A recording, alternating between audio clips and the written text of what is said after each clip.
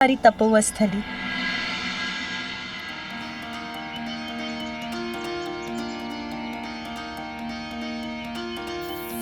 पार्वती के मन में उमड़ी ममता, माँ की गोद में आए विघन हरता। पार्वती के मन में उमड़ी ममता, माँ की गोद में आए विघन हरता। अद्भुत बालक पर माँ प्रेम लुटाती, प्रथम देवता जग में उसे बनाती। हाँ, प्रथम देवता जग में उसे बनाती।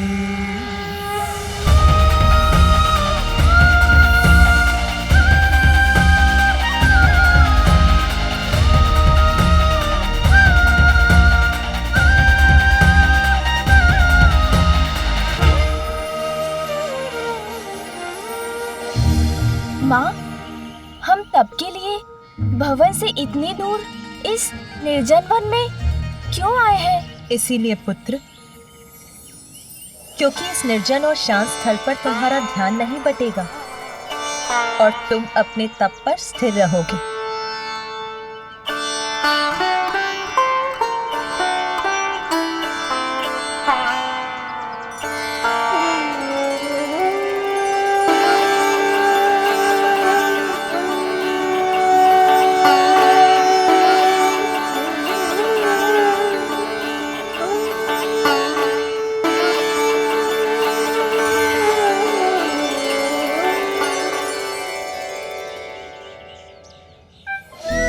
माँ, ये पंचाग्नि तप क्या होता है? इसका क्या महत्व है?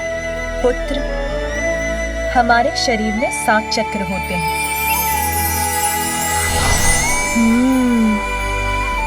पृथ्वी से जोड़ने वाला मूलाधार, हमें सृजन की शक्ति प्रदान करने वाला और आनंद का स्रोत स्वादिष्ठान, हमारे आत्मबल, आत्मविश्वास और बुद्धि का स्रोत मणिपूरक, प्रेम, संवेदनशीलता और करुणा का स्रोत अनाहत, हमारे जीवन में सत्य के स्वर को प्रबल बनाने वाला विशुद्धि, सहज ज्ञान, अंतर्दृष्टि का केंद्र अजना और सहस्त्रार विशुद्ध पावन चेतना का स्रोत। कुंडलिनी वो शक्ति, वो ऊर्जा है जो हमारी रीढ़ के आधार स्थान पर स्थित रहती है। तप और ध्यान के प्रभाव से ये कुंडलिनी शक्ति जागृत होकर सभी चक्रों से होते हुए ऊपर की ओर बढ़ती है और जब वो हमारे शीश, हमारे मस्तक में प्रवेश करती है तो हमें परम ज्ञान की प्राप्ति होती है। अपनी इस शक्ति को जानने के लिए हमें इन सभी चक्रों को शुद्ध करने की आवश्यकता है। पंचाग्नि तप से जागृत अग्नि तुम्हारा शुद्धिकरण करेगी पुत्र। इस दीपक की लौ पर अपना ध्यान केंद्रित कर तुम अपना तप आरंभ करोगे पुत्र। तुम्हारे ध्यान की गहराई में उतरते ही इस दीपक की अग्नि से तुम्हारे चारों ओर पंचाग्नि को प्रज्वलित करेगी और यही तुम्हारे समस्त चक्रों के शुद्धिकरण का संकेत होगा और फिर तुम्हें सर्वोच्च आत्मज्ञान की प्राप्ति होगी। अब भोग लगाकर तुम्हें अपने तप का शुभारंभ करना चाहिए पुत्र। हाँ माँ।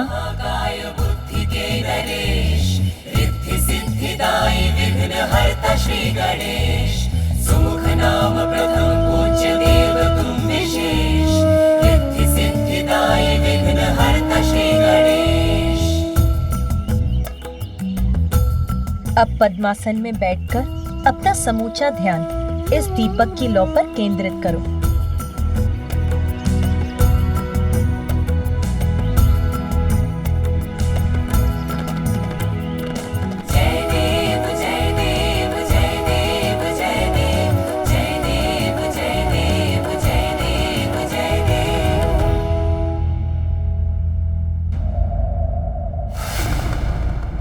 देवराज, आपको भी ज्ञात है कि अपने उत्तरदायित्वों से मुख मोड़ने का स्वभाव नहीं है मेरा, किंतु मेरा अनुज गजानन असुरक्षित है। उसे सुरक्षा प्रदान करने हेतु इस समय मेरा यहाँ कैलाश में उपस्थित रहना भी अत्यंत आवश्यक है। कुमार कार्तिकेय, ये कैलाश है, यहाँ स्वयं महादेव वास करते हैं, अर्थात गजानन सुरक्षित है। यदि कोई असुरक्षित है तो वो हम देवता हैं। हम देवताओं के सर पर संकट के मेघ छाएं। आज धर्म की ज्योति भी संकट में है और उसकी रक्षा करना आपका धर्म है। देवराज,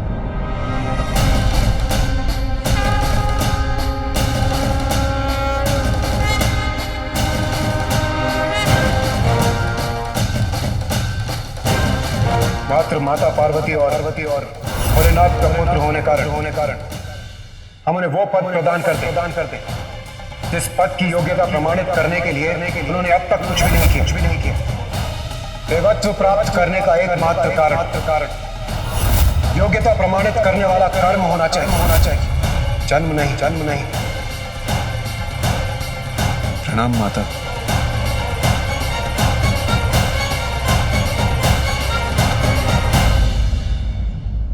पूर्व में भी मैंने आपसे कहा था कि आपकी रक्षा, देवताओं की सहायता, सृष्टि के संकटों को दूर करना मात्र यही नहीं है मेरे पुत्र कार्तिकेय का धर्म। उसका दायित्व अपने परिवार के प्रति अपने दायित्व का निर्वाह करने के लिए इस समय मेरे पुत्र का यहाँ रहना अनिवार्य है।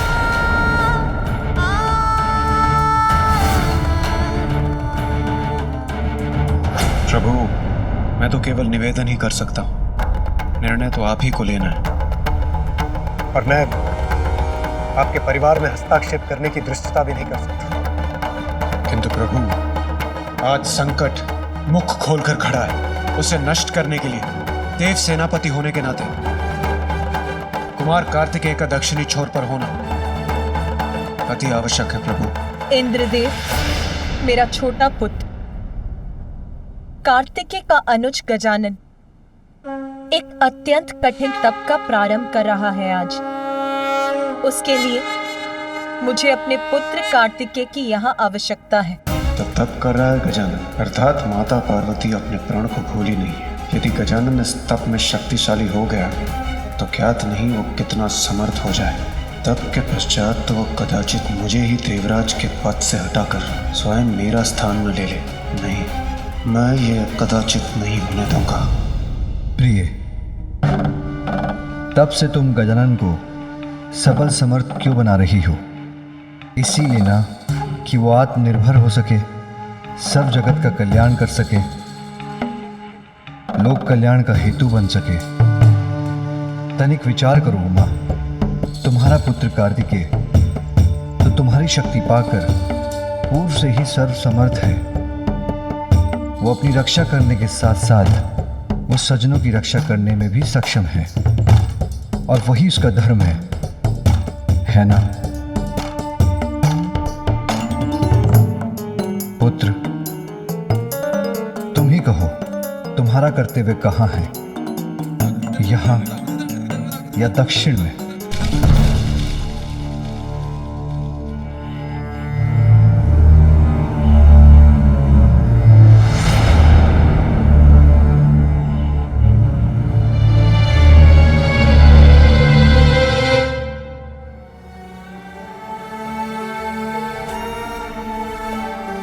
आप उदास मत होइए माता। पिताश्री का संकेत उचित है। आप यहाँ गजानन की सुरक्षा का ध्यान रखें और मैं वहाँ दक्षिण में अपने दायित्व का निर्वहन करूँगा। किंतु जब भी आपको मेरी आवश्यकता होगी मैं यहाँ उपस्थित हो जाऊँगा। क्या आप मुझे जाने की अनुमति देंगी?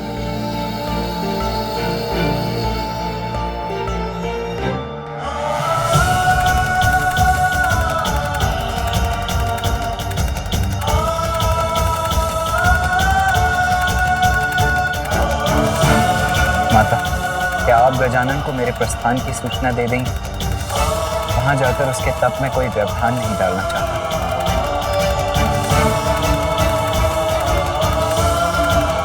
तुम जाओ पुत्र।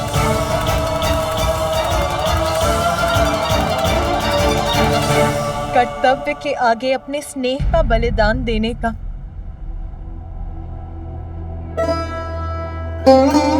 अपने हृदय को कठोर बनाकर तुम्हें विदा करने का अभ्यास हो गया है मुझे। और आप भी सुन लीजिए इंद्रदेव, यदि मेरा पुत्र गजानन अपने इस तप में सफल हुआ तो उसे कभी किसी की सहायता की आवश्यकता नहीं होगी। वो भी सर्वसमर्थ होकर अपनी ही नहीं, संसार की सभी बड़ी समस्याओं को सुलझाने में सक्षम हो जाएगा।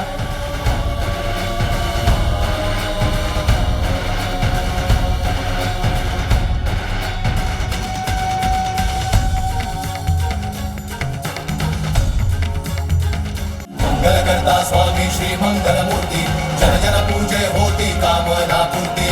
जय देव जय देव, चित्तहरण सुखदायक देव गणराया, वांछित फल पाया जो चरणों में आया। जय देव जय देव।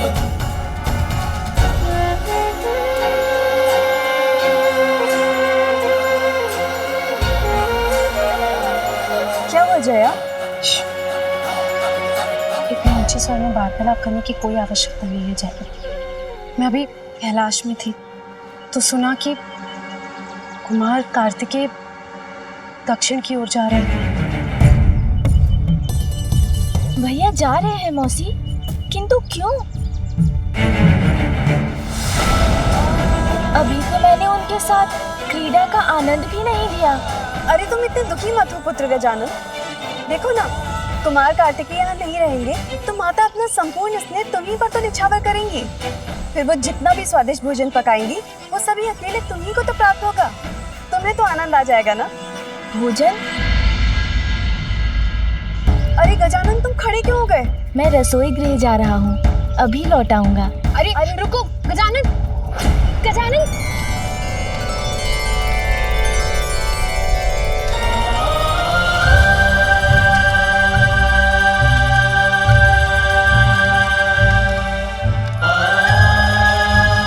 क्या चाहिए तुम्हें?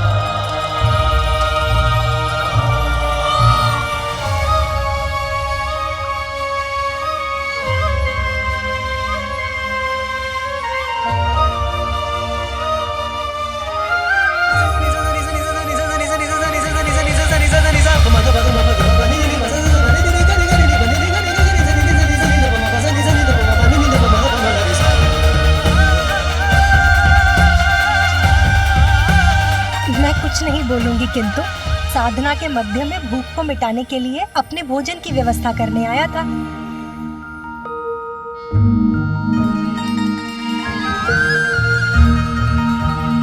भैया, मैं अपने वाहन से भेंट कर सकता हूँ?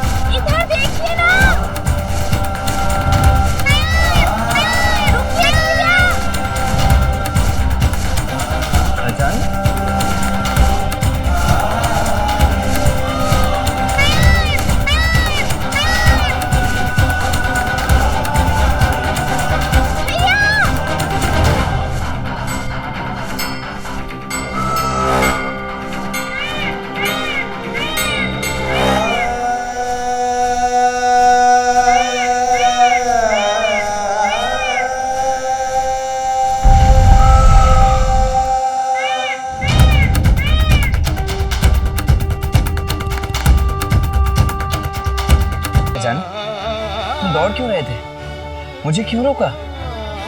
सब सकुशल तो है ना?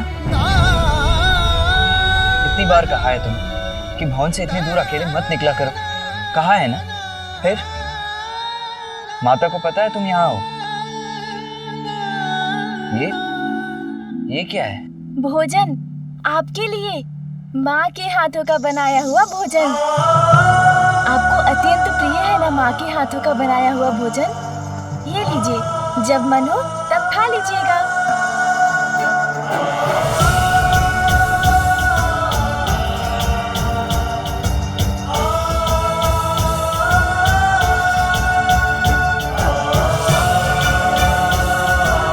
अपना ध्यान रखना गजानन, और माता का भी ध्यान रखना। अपने तप पर ध्यान देना, और हाँ, गणों को तनिक भी कष्ट मत देना। जी भैया। और माँ को बताए बिना भवन से इतनी दूर कभी मत आना। जी भैया। अब मुझे जाना होगा गजानन, और विलंब उचित नहीं है। लाओ ये भोजन दे दो मुझे, दो। अपना ध्यान रखना अनुज। जी भैया।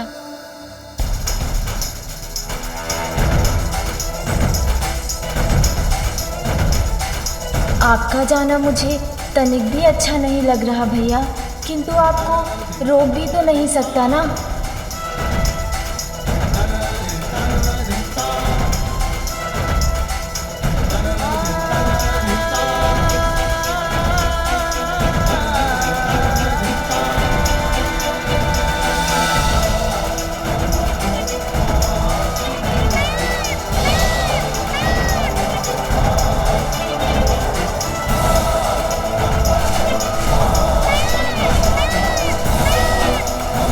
मुझसे तो भैया का जाना अभी से नहीं सहा जा रहा है।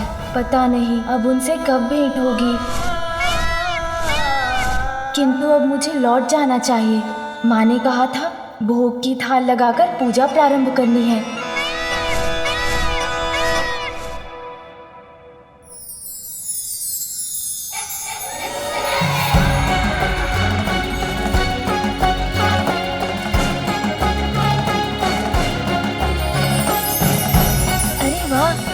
कितनी सुंदर तितली है।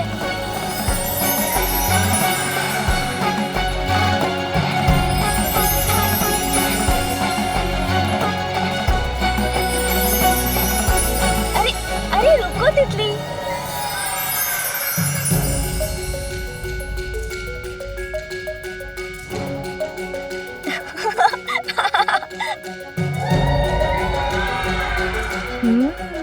विश्राम कर रही हो तुम? अवश्य पकड़ लूंगा इस बार तुम्हें।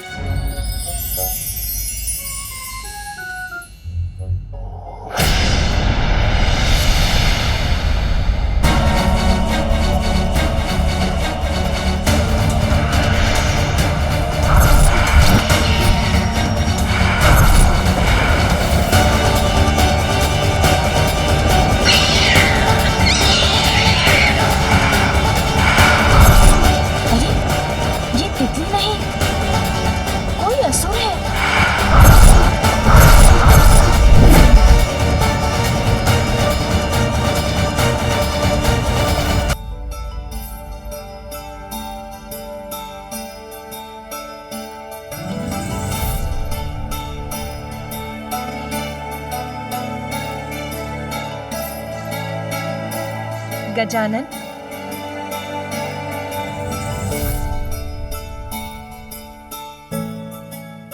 उठो पुत्र गजानन।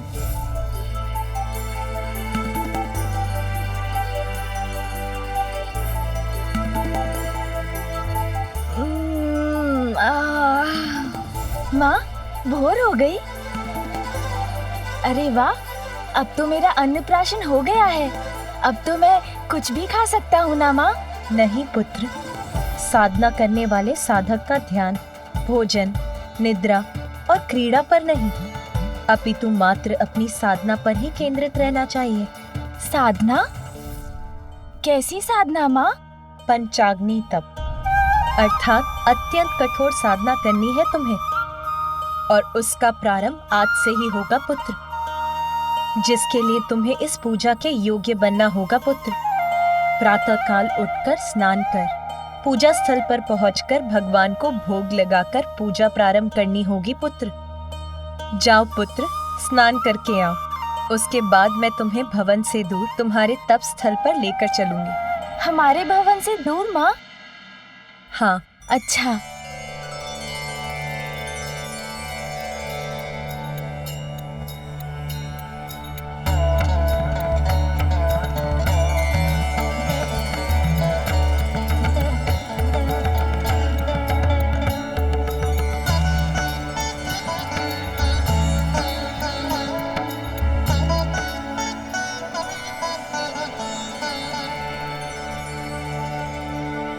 माता, मार्ग तो समाप्त हो गया। तपोस्थली कहाँ है? पुत्र, वो रही तुम्हारी तपोस्थली।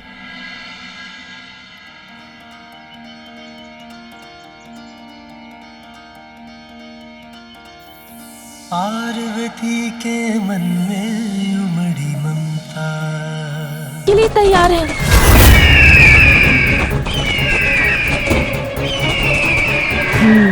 इन दोनों का सामना करना ही होगा मुझे।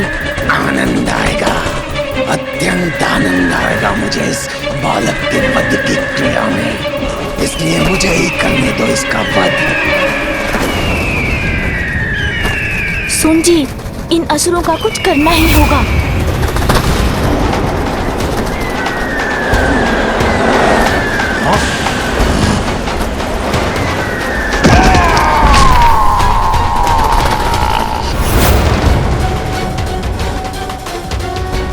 ये कोई साधारण बालक नहीं, मुझे सावधान रहना होगा।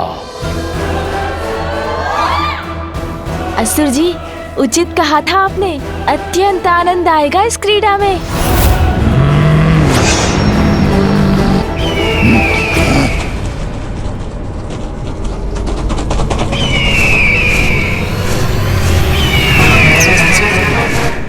प्रतीत होता है अभी तुम्हारा मन नहीं भरा है असुर।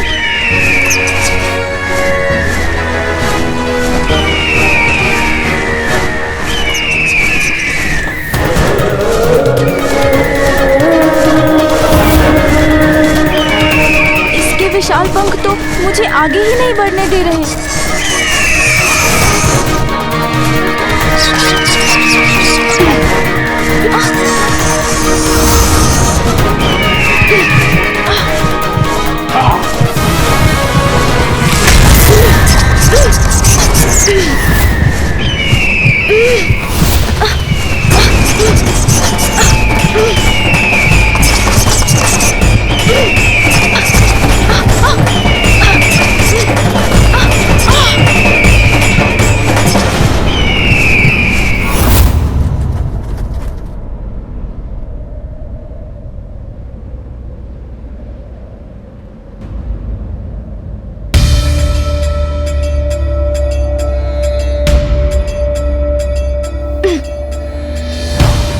ऊपर कैसे जाऊं मैं?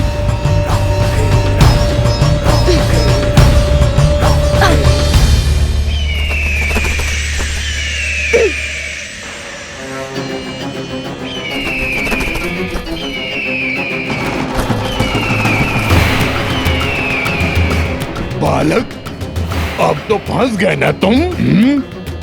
लेकिन तुम चिंता मत करो, तुम्हारी मृत्यु शीघ्र ही होगी।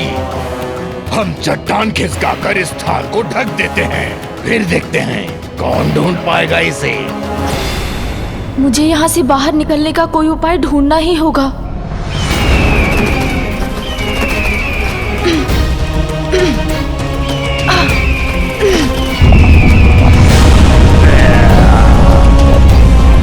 ये तो इसका मुख बंद कर रहा है। मुझे शीघ्र निकलना होगा।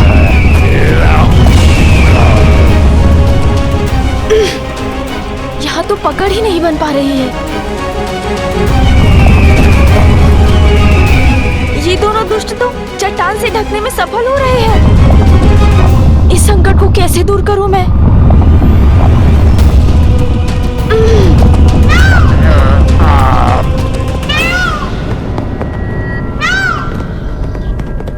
क्या तुम्हें कोई ध्वनि सुनाई दी? कदाचित कोई ध्वनि नहीं, मेरे मन का भ्रम ही था।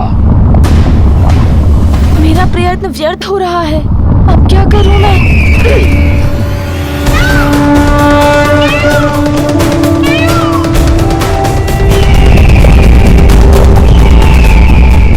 दुष्ट असुरों, मैं तुम्हें अपने अनुज को क्षति नहीं पहुंचाने दूंगा।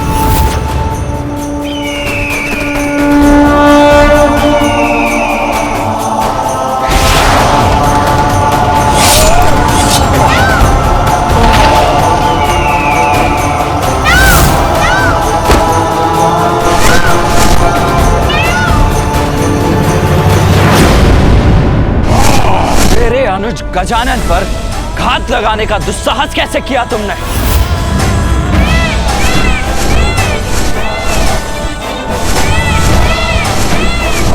भैया,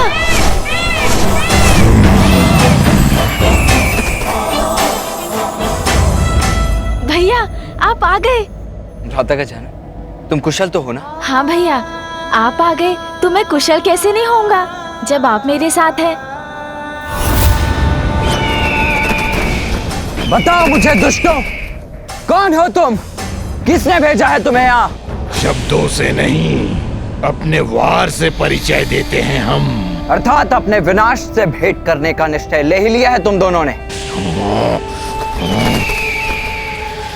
उचित है फिर, तो मैं भी अपनी शक्ति का परिचय दूंगा तुम्हें।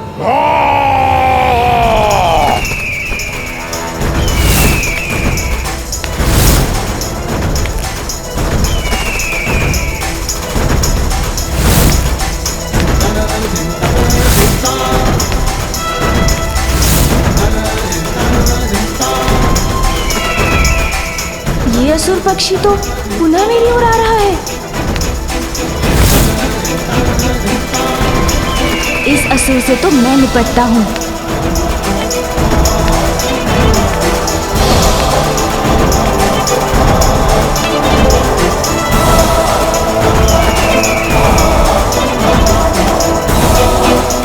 सुन जी,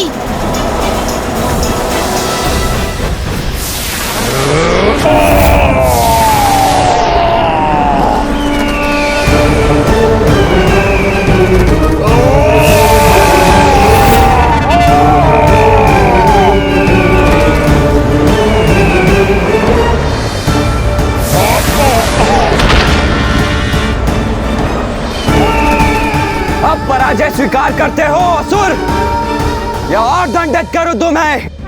आश्चर्य, मेरी श्वास में ही इतनी शक्ति है कि इतना भयंकर ये असुर उसका सामना ही नहीं कर पा रहा है। सखी पार्वती, मैंने संपूर्ण भवन छान लिया किंतु गजानन मुझे कहीं नहीं मिला। विजया, गजानन का ध्यान रखने के लिए तो तुम्हें छोड़ा था मैंने, फिर वो कहाँ चला गया? मुझे क्षमा कर दो सखी पार्वती। हम दोनों बात कर रही थी कि कुमार कार्तिकेय प्रस्थान करने वाले हैं। कदाचित ही वो वार्तालाप सुनकर गजानन उनके पीछे पीछे चला गया।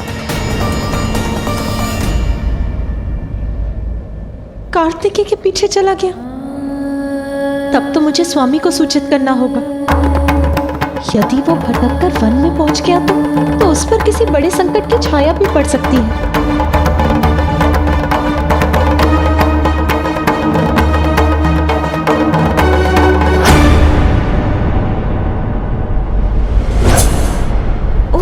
ये पुनः आ गया, तो मैं भी इसका सामना करने को पुनः प्रस्तुत हूँ।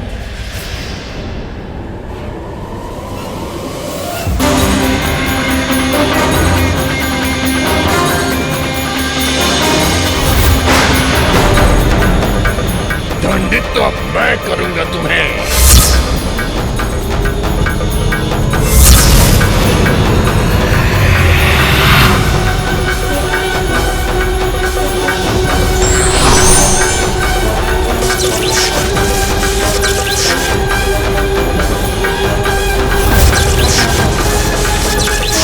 अब मृत्यु निश्चित है तुम्हारी।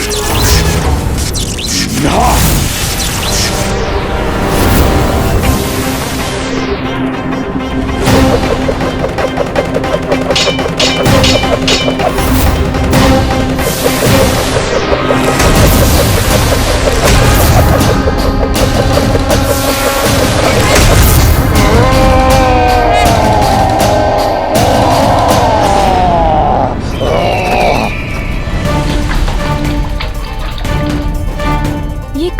आ रहा है? बस बहुत हुआ। बहुत नहीं हुआ, अब होगा।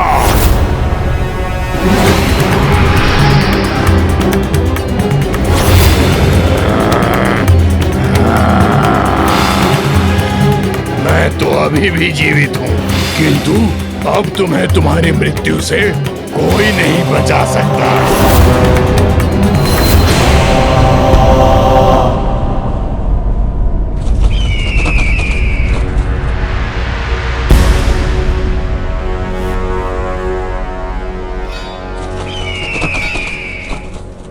जो तुम कर सकते थे वो सब कुछ कर चुके हो ना तुम, तो अब क्या करोगे? क्या करूंगा मैं? तुम्हें यहाँ से उठा कर ही ले जाऊंगा दुष्ट बालक। बालक, प्रतीत होता है आज मेरे ही उदर में समाओगे तुम। अच्छा, तो तुम मुझे ऊपर ले जाना चाहते हो?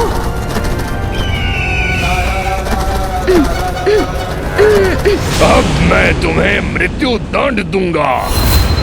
प्राण तो मैं तुम्हारे हरूंगा दुष्टासुर।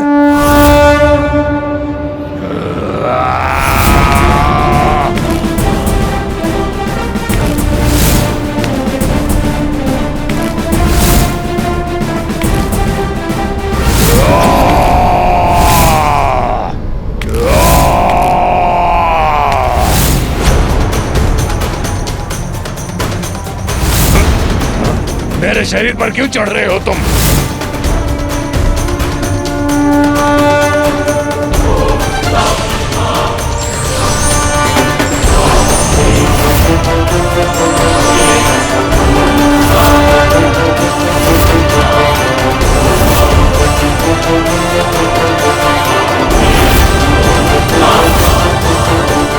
सुनजी,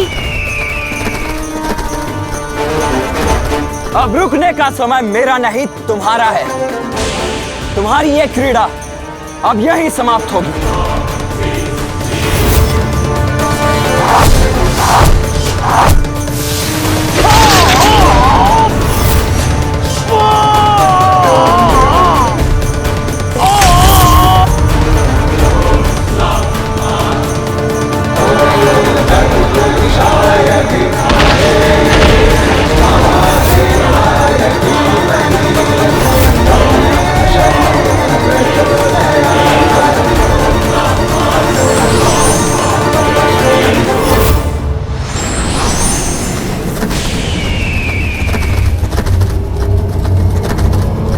ये अपनी सूंड मेरी ओर क्यों कर रहा है? गजानन,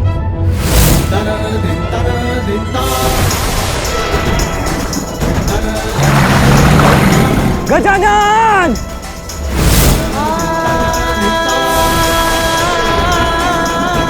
मेरा आहार स्वयं मेरे मुख में आ रहा है।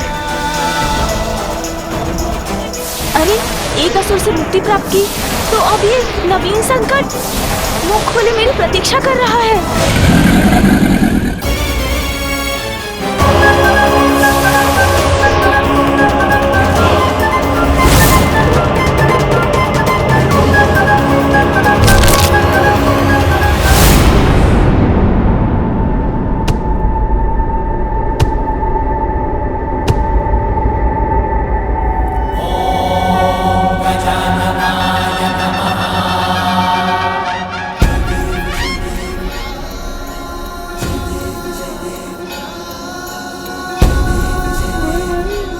कुछ नहीं हुआ गजानन को, सुरक्षित है वो।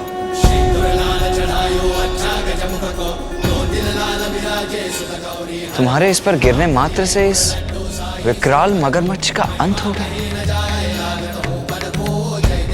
आश्चर्य।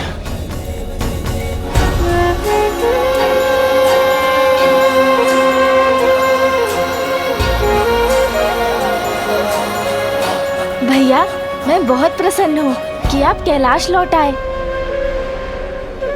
हाँ गजानन, तुम में तो अपार शक्ति है, किंतु तुम्हें अभी उसका आभास नहीं है। आप क्या कह रहे हैं भैया?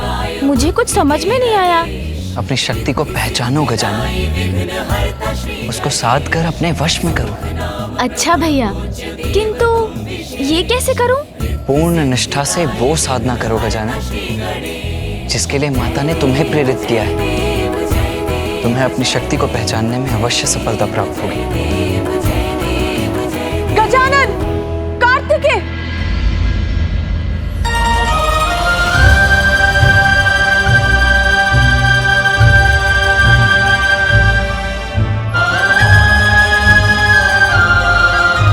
पुत्र गजानन, कार्तिकेय के पीछे पीछे बिना किसी को बताए क्यों चले आए तुम? तुम्हें ज्ञान भी है, कैसी आशंकाओं ने जकड़ लिया था मुझे।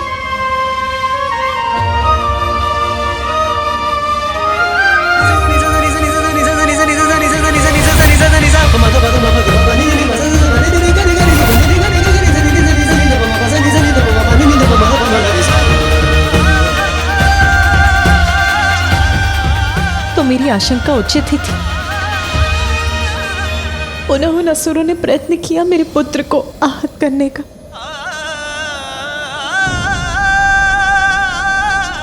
कैसे सुरक्षित करूं मैं अपने पुत्र को? कैसे? अविलंब गजानन की साधना संपूर्ण कराइए माता। गजानन यदि अपने वास्तविक स्वरूप को पहचान लेगा तो आपकी चिंता का कारण स्वतः ही मिट जाएगा। मैं गजानन की रक्षा के लिए लौटा था मां, इसीलिए अब मुझे अनुमति दीजिए। मुझे शीघ्र ही दक्षिण पहुंचना चाहिए।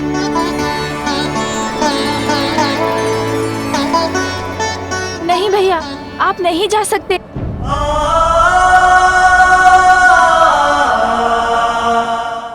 नहीं भैया, आप नहीं जा सकते। जाना तो होगा ही गजानन। भ्राता, मेरे शब्दों का स्मरण रखना। अपनी शक्तियों को पहचानने के लिए, उन्हें अपने वश में करने के लिए अपनी साधना अवश्य पूर्ण करना।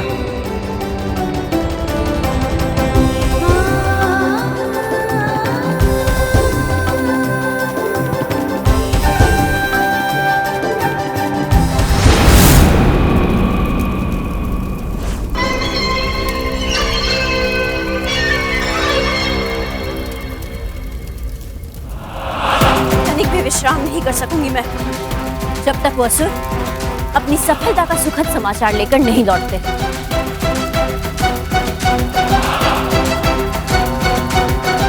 आ रहे हैं वो, प्रतीत होता है शुभ सूचना लेकर आ रहे हैं वो।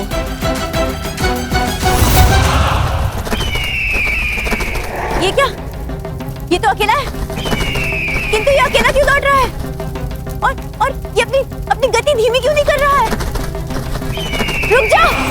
अरे मेरा ही अंत करना चाहते हो क्या?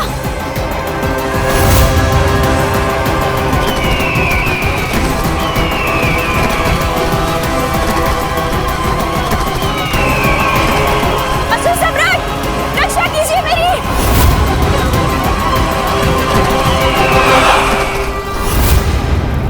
असुर सम्राट!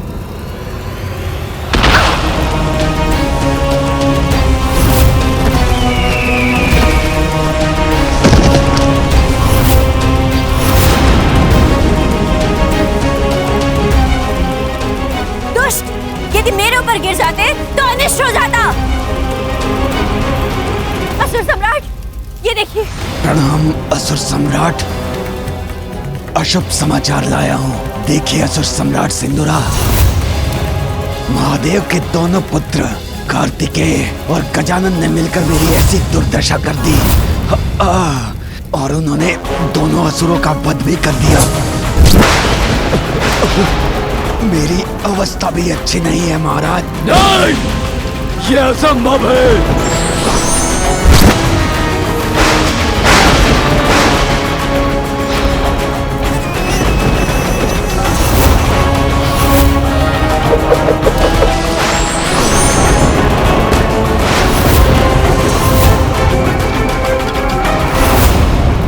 असुर सम्राट सिंदूरा, अब केवल एक ही उपाय है हम असुरों के पास। असुरों के गुरु शुक्राचार्य।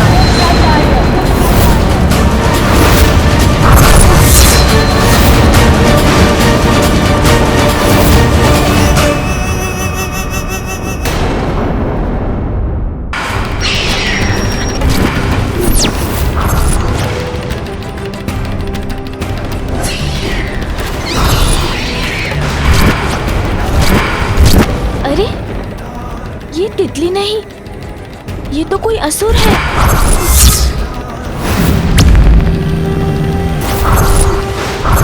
पिताश्री ने सत्य कहा था, इंद्रियां भ्रमित कर हमें संकट में डाल देती हैं। इसीलिए तो सुंदर तितली को देखकर उसके रूप में आए इस असुर को नहीं पहचान सका मैं।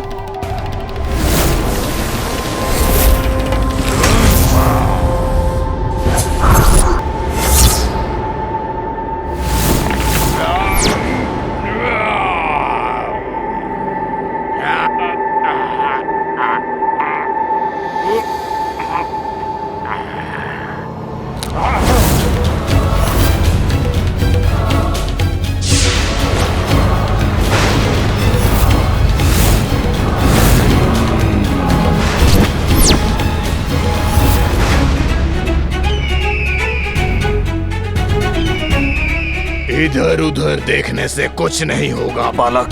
यहाँ से तुम्हारी मुक्ति का नहीं, तुम्हें मृत्यु का मार्ग ही प्राप्त होगा। आगे तो इसने मेरा मार्ग रोक रखा है, कदाचित पीछे जाकर ही अपनी रक्षा कर सकूंगा मैं। पक्षी?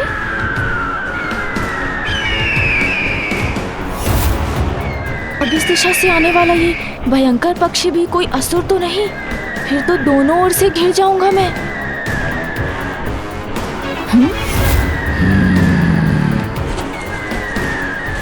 ये भी असुर ही है।